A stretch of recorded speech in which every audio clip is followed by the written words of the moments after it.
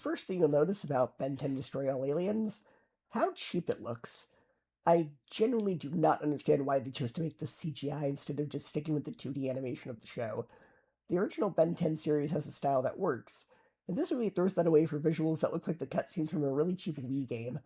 The character models are pretty off, the animation feels stiff, and during the action scenes it honestly feels like the movie is about to hand me a Wii remote and tell me to start button mashing through a boss fight. It never looks cinematic, it just looks plasticky and low budget.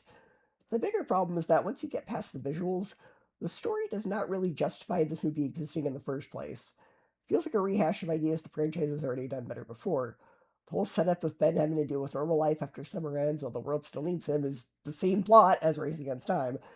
Then you add in the Omnitrix malfunctioning, and now it's also copying the other movie, Secret of the Omnitrix. So instead of feeling like a fresh new adventure, it mostly comes across like recycled pieces of the previous Ben 10 movie stitched together into something that's less interesting. And that is what this makes the movie feel unnecessary. It's not terrible, and if you're already a fan of the show, there is enough here to keep you mildly entertained.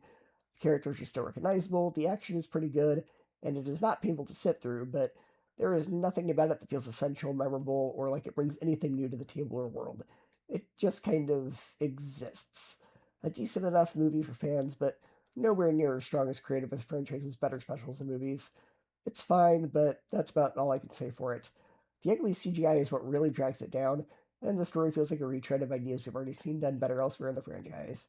If you enjoy Ben 10, you could probably get some enjoyment out of it, but it never rises above feeling like an unnecessary side adventure. For me, it gets a C, a 7.5 out of 10, and 3.5 out of 5 stars.